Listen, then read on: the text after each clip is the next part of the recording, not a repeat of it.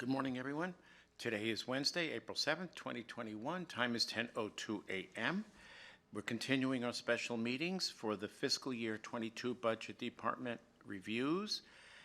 Attending our commissioners Duncan, Brooks, and Filios. And let's see, we have two items scheduled for this morning. By the way, do we have any changes to the agenda? No. Hearing none.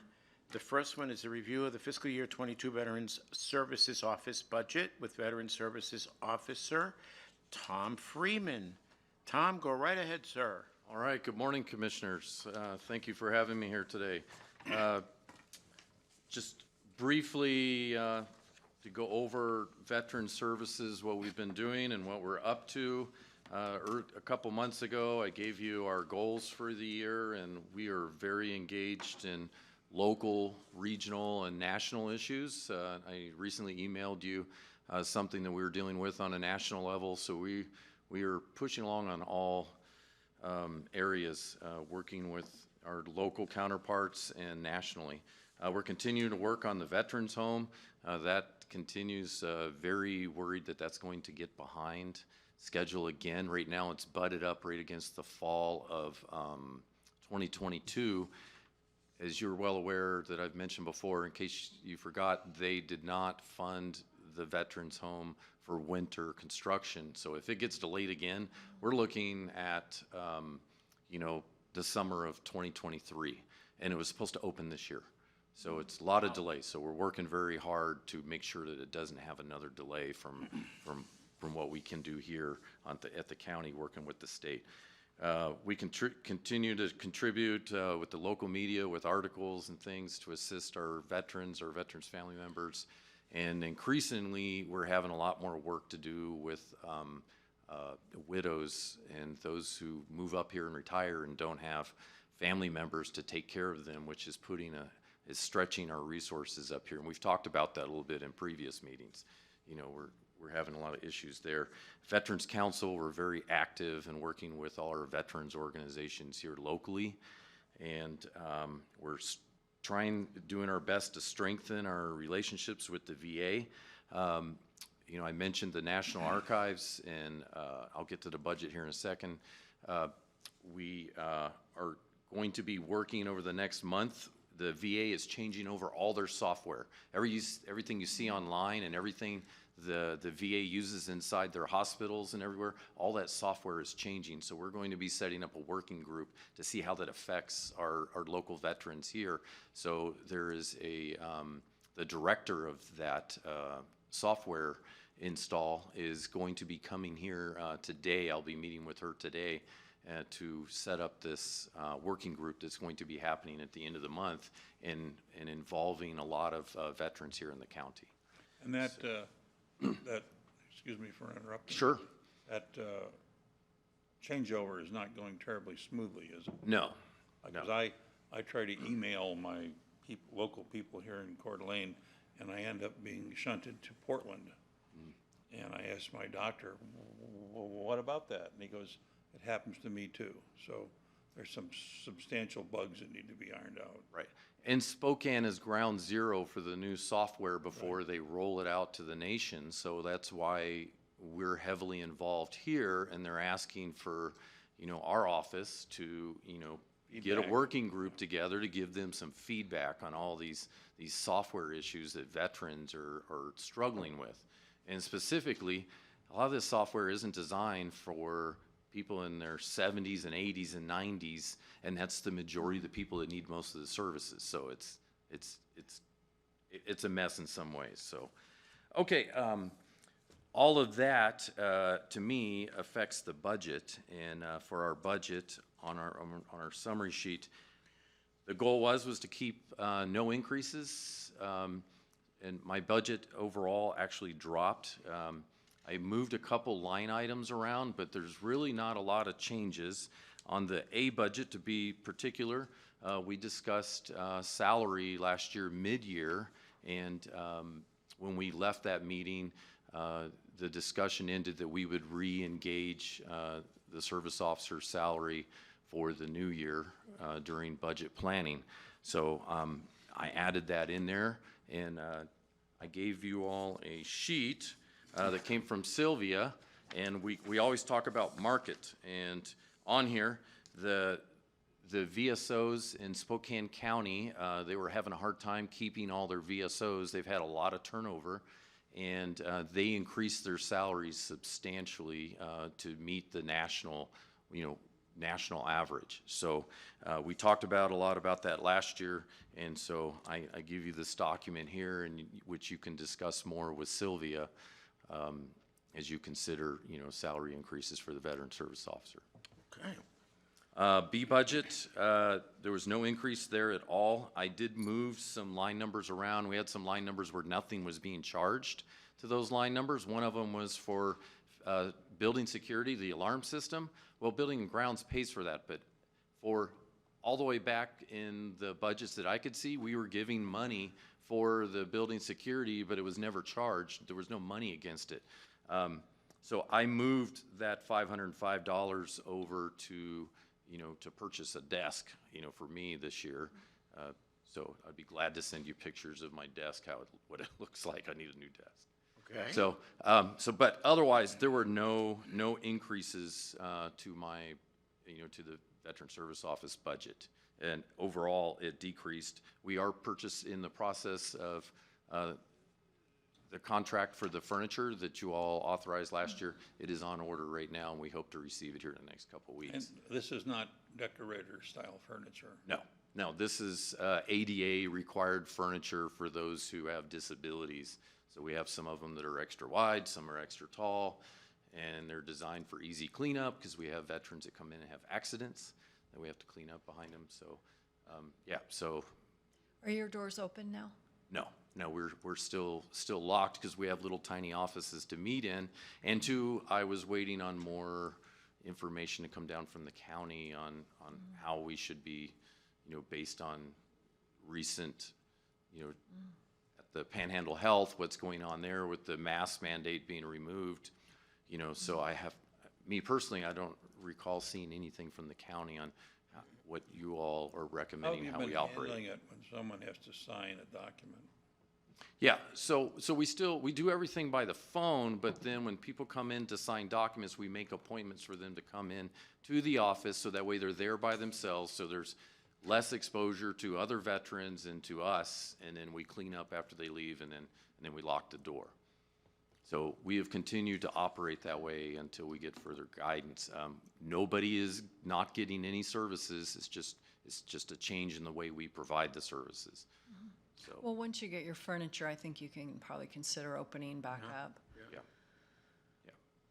So we're just not accepting walk-in traffic. However, we do get people occasionally, we had signs out there with cards. They call Terry, they make an appointment, and it's easily taken care of. We haven't heard any major complaints. I don't know if you all have. No, I haven't. Yeah. Okay. So yeah. So the furniture is due to be delivered when?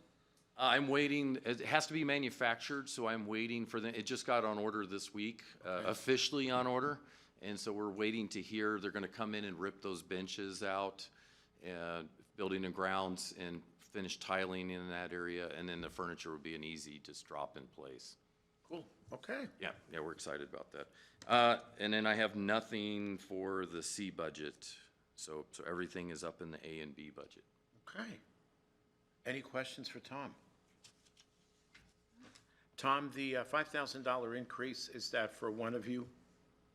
Yes, Okay, for the service officer. for the service officer, okay. Anything else? Thank you. Thank you. It's going well this year. It is. Last year was good, this year's even better. I know it's been a little more work for most of you because you've had to really build it up, but it's paying off, no question. Yeah. Thank you, Tom, appreciate it. Thank you. James Martin. Okay, so we're moving on. Second item, review of fiscal 22 information technology budget request with our director, James Martin. Go right ahead. Good morning, Commissioners. Thank you for the opportunity to meet with you and discuss our budget as well. This will be a contrast to the previous budget you just heard, as far as the requests go. Okay, you're done. Got a couple of PowerPoint slides. Promise not to glaze your eyes over with details in one spreadsheet. We'll start off with our budget summary. If you look at our 6 cost centers and add up all the operating expenses and capital outlays, we have we have gone down $390,195 from last year. $159,000 of that is from a transfer of Spillman support funds from IT to the sheriff's funds, but we're still down $231,000, which is a 9.5% decrease, which we're proud of. We'll go over a couple of the challenges that we're facing as far as operating expenses and capital outlays and what's affecting those numbers and what reads into those numbers. As far as the operating expense totals, we have 6 cost centers. We have IT admin, IT sheriff, PC control, network control, imaging, and GIS to meet the various needs of our organization. We also have a special project cost center for the on-base project that we'll get into just a little bit. The $106,000 increase again, decrease again has a lot to do with the Spillman transfer. We also had money come in, so there's a lot going in and coming out, and we'll discuss that in a little detail in a second. The capital outlays is down $283,000. A lot of that has to do with the request from this year, which was for the community development software. That was $260,000. So that obviously we don't have that. We have $471,000 in capital request from the IT fund balance, and you've already heard us say this, but we cannot tell you how important it is, and we appreciate your support and Dina's for funding the capital items that we request out of that fund balance. It's what allows us sincerely to keep up with the growing demands of the growth of the county and keep us safe, secure, and efficient. And in a few minutes, I'm going to have Grant talk about the capital purchases for this year. There's probably 6 or 7, so it won't take too long to go through, just so you know the main focus that we have going into FY 2022. I am going to tab over to the spreadsheet that you guys have in front of you that I handed to you.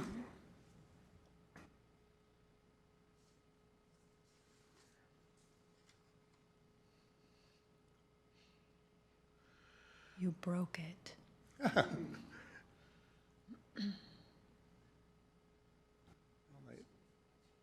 Yeah, no kidding. Let's see here. I am going to.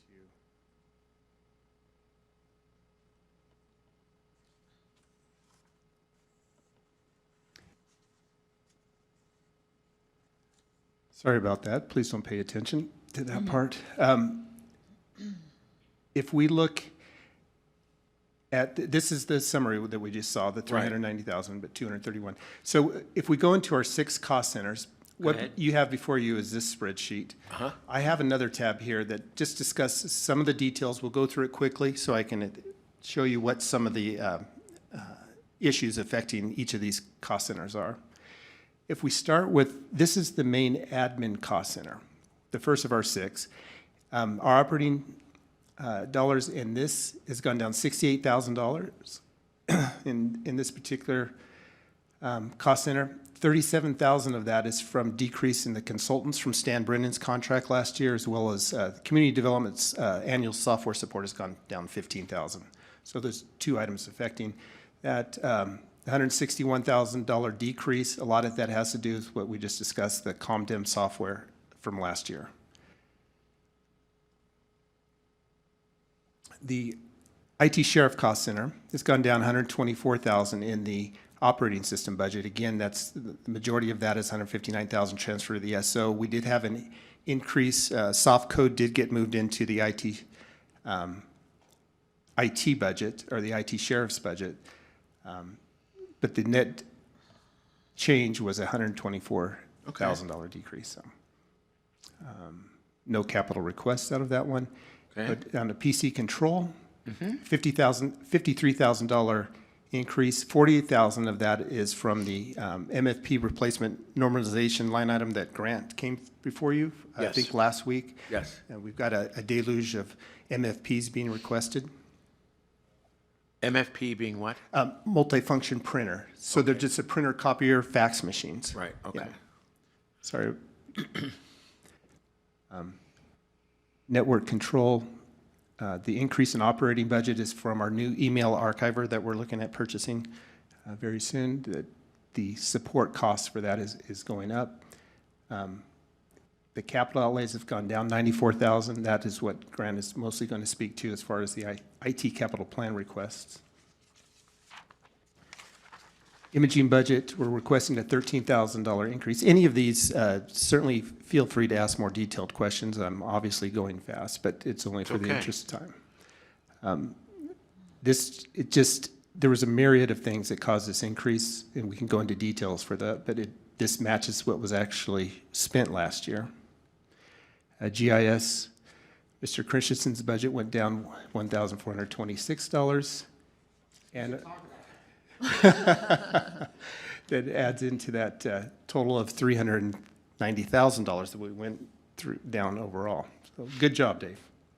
$1,000 contributor. The on-base project, I'm sure you've heard a lot about that. Last year you funded the first year, which is a year that we're currently in, $222,000. This year was about the same. It's about 123,000 requests, and that's just to continue the 4-year project. We're asking for a $45,000 increase, and that's for 2 modules. One is the collaboration module, which a number of departments had asked for. It allows for kind of what it says, collaboration amongst individuals as they're checking in and checking out documents. They can see who has modified what. They can send them with notes attached. It allows for collaboration. And the other module we're requesting is a public records request module. It speeds up the process and makes it more secure over what we're currently doing. I think Nancy has had a chance to look at it, and from what I can tell, she's in favor of that module as well. I think from what we've seen, it would really make that process way more efficient than what we're currently doing it. And What's its primary function, James? it is to get the information from the requester for the public records and then be able to distribute it quicker, and also keep the requester up to date as to where where we're at in answering the request. And there's just more. Yes, it tracks it a lot better. I mean, we're doing a good job of it. It's just more manual now, and you could ask Nancy how long it takes her to fulfill all these requests. From what we've seen so far, it would reduce the amount of time it takes us to answer public records requests, for sure. Do you know, Grant, James, maybe Grant will speak to this, but you may know the answer to this. Out of all of our capital that was approved last year, all of your capital, do you know what was taxation versus fund balance dollars? That would, as far as, and Grant may know, as far as I know, Dina would know for sure, but I think everything except for the on-base, I think, was tax funded. I think the rest of our requests were fund balance. Fund balance, okay. Yeah. Thank you. I can follow up with Dina after if you'd like me to, for sure. So at this point, that is all of our cost centers, just kind of obviously a high level of the increases and decreases, what affected both capital and operating budget. The majority of our increase, especially in capital requests, 471,000 are for the capital plan and funding the long-term IT capital plan out of fund balance. So let me see how this goes. I need to bring up that other slide.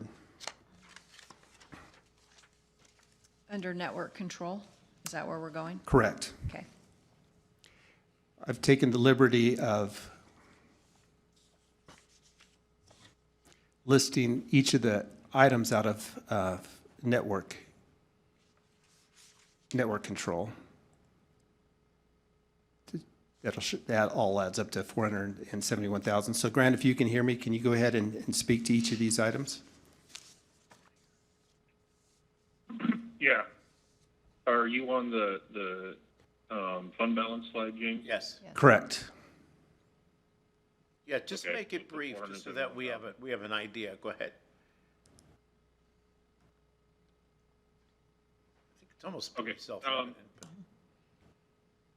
Yeah, so starting with the first one, which is digital faxing, that's a system that we rely pretty heavily on, and it's kind of falling apart, to give the best analogy.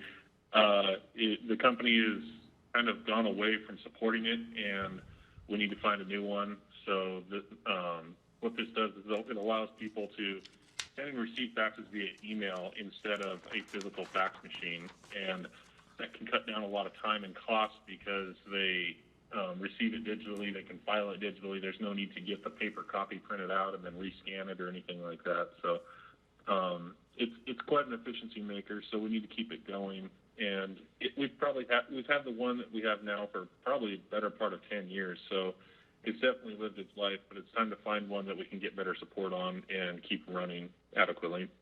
Grant, who's the primary user? Is it district court? No, actually, I'd say the primary user of that would be public defender, followed closely by the prosecutor. Oh, okay. And the sheriff's department. Got it. But it's widely used throughout the entire county. Fair enough. Keep going. The GIS hardware is just hardware that we end up augmenting for GIS operations every 5 years. It's usually centered around storage because in GIS we deal with such massive amounts of aerial pictometry. That's when we do the flyovers of the county and get that high resolution photos. And then we put it into the system and use it multiple different ways. And it ends up being quite a bit of storage. So we always make sure that we account for needing to augment our storage system for that specifically, as that type of storage increases, they happen are more than the system can typically absorb. Okay. The network, I'm sorry? No, go ahead. No, go ahead. The network perimeter security is, that's our main firewall. This is kind of the bread and butter of our security. We've had it for 5 years. This is one I do not try to go beyond the 5-year lifespan on. Currently, the firewall is performing just fine. It's doing good. We have had talks about what things that are going to become antiquated and new features that are coming out that will be better.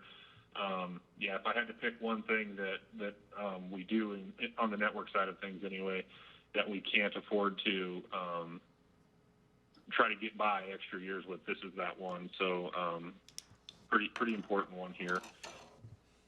The servers, Esso, that stands for Sheriff's Office, VMware servers. These are the servers. This will be for a couple servers. These are the servers that run virtual servers on them. So when I say I'm buying 2 servers, it means we can run about 50 servers on it. So this would be replacing ones that exist already that are past their useful life. They're about 7 years old now. And the gains for these are huge. Where we used to have to buy a server per operation, now we can run dozens of servers on a single one. So this is just standard routine maintenance and replacement on these servers. The GIS plotter is a mission-critical plotter. It's the only plotter in the county that can do the color graphical maps that we produce, and I believe can end up generating a revenue. Dave Christian said we have to speak to that, but the more important part is that it is definitely a mission-critical apparatus. It's 8 years old. It's time to replace it. This is one we do account for, and don't want to end up in a situation we ended up with the other plotter upstairs where it dies and we're coming to you asking for handouts, basically. So this one's due. It's 8 years old. It's time to replace. The Esso evidence management system, what that is, that's basically going to be for consulting fees more than anything. This is going to turn into a big snowball, but it needs to happen. Basically, the sheriff's office does not have a evidence management system that allows them to store and inventory evidence and fill evidence requests and things like that in a efficient manner. And so basically, we threw this out there just to cover the costs of what it's going to take to bring consultants in and to understand our business practices and maybe figure out what an evidence management system is. The evidence management system itself will undoubtedly cost quite a bit more. But this is the kickoff to get that process started. Kind of like what we're doing with the jail camera system out there at the sheriff's department right now. You know, first you get it engineered, and then you go and do the actual project. So just didn't want there to be confusion there that was to purchase an evidence management system for the needs and get ourselves set up to where we know what we need. Okay. Hey, Grant, if I can interrupt real quick. Finally, Hey, Grant? Grant, hold on. Yeah, go ahead, James. Grant, as far as the evidence management system, you and I have talked on that, and we're still not sure about how much it's going to cost. I don't want the commissioner to think there's this huge bill. We don't know that yet. Is that correct? I mean, it could be something as easy as evidence.com. We just have to investigate. Would that be accurate? yes, sir. Okay. Sorry, continue. Right. So the last thing there is the upgrade to our web platform. There's a couple things that are needing a facelift in our web solution. Obviously, we just did the outward-facing web page a year or two ago, which was a fantastic success in my opinion. It's really helped the public see what's going on and help us reach out to them. Now we need to look more internally, and so this is kind of a two-part upgrade. It's going to first, hopefully, it will entail upgrading Casey Place to basically bring it up to par with the external side of the website. So our intranet, which is the internal side of the website, it'll allow other departments to do a lot more of their own changes without having to go through IT to get those done, and give them some fluidity as far as how they're going to manage their content that's being dispersed on the intranet site there. And then also the back end of the web server where we upload all of our plats, surveys, CP&S, publicly recorded documents, things like that. That's an extremely antiquated system that is essentially a ticking time bomb because it was designed by a company that has kind of gone away. The gentleman who built it, he'd been supporting us for several years, and he's kind of gone away. He's just basically stopped answering our requests for support and stuff. So this is something where we need to bring in some professional services and have that back end rebuilt and get it up to current specs so that we don't end up in a situation where something breaks and then we're unable to serve this information to the public. And as James said, this is kind of the snapshot of everything. It gets us right on target for what our fiscal year fund balance has historically been, right around that just under $500,000 mark. We did come up with some numbers to project just to give you guys an idea what the next few years are going to bring. Basically, this fiscal year 2023, we're going to go up to projected about $550,000, and then fiscal year 24 and 5, we're going to be up under just short of $600,000. And this is just due to all the capital projects that end up having to be done, and we've tried to normalize that curve as much as possible. Try not to make one year where it's like $1 million for you, but did want to give you a heads up that in coming years, it is going to be going up a little bit. Okay. Any questions for Grant? Thank you, Grant. Thank you, Grant. Yes, sir. Commissioners, the final slide is just about the on-base project. We've mostly already discussed everything that's on this slide. I don't have a lot to add. Carrie has been from our department, who is also on the phone. If you have any questions, she's been working with Nancy and with Leanna on replacing. It's basically, if you remember, it's the on-base document management system is replacing paperclip for all those documents, but it also has different features.